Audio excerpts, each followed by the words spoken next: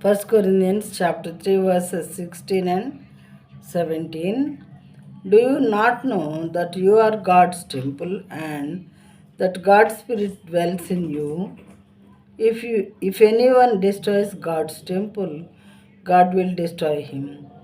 For whose temple is holy, and you are that temple. మీరు దేవుని ఆలయమై ఉన్నారనియు దేవుని ఆత్మ మీలో నివసించుచున్నాడనియు మీరు ఎరుగరా? ఎవడైనను దేవుని ఆలయమును పాడు చేసిన ఎడల దేవుడు వానిని పాడు చేయును. దేవుని ఆలయము పరిశుద్ధమై ఉన్నది, మీరు ఆ ఆలయమై ఉన్నారు. చూడండి ప్రియమైన వాళ్ళారా, ఎప్పుడైతే ఒక వ్యక్తి దేవుని నమ్ముకొని బాప్తిస్మం తీసుకొని దేవుని శరీరక్తాల్లో పాలు పంపులు పొందుకుంటూ ఉన్నారు, దేవుడు వారి హృదయంలో నివసించడానికి ఇష్టపడి పరిశుద్ధాత్మ దేవుని మనలో పెడతారనమాట.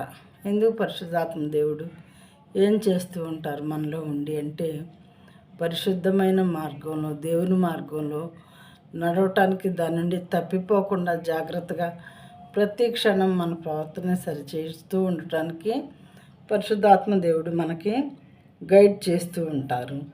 ఎవడైనా దేవుని ఆలయమును పాడు చేసిన ఎడల దేవుడు వారిని పాడు చేయును. ఈ దేవుని బిడ్డలకు ఎవరైనా సరే ఏ రకంగానైనా సరే హాని తలపెట్టాలని మరి మనం ఎవరన్నా ప్రవర్తిస్తే దేవుడు ఏం చేస్తారంట? దేవుడు వాణిని పాడు చేయును.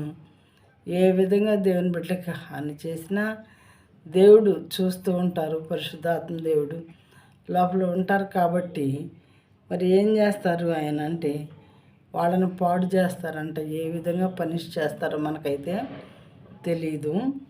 అయితే దేవుని ఆలయము పరిశుద్ధమై ఉన్నది, మీరు ఆ ఆలయమై ఉన్నారు. దేవుని ఆలయం అంటే పరిశుద్ధంగా ఉండేదే కదా. మీరు ఆ ఆలయమై ఉన్నారు కాబట్టి మీరు కూడా బహు జాగ్రత్తగా ఉండాలి.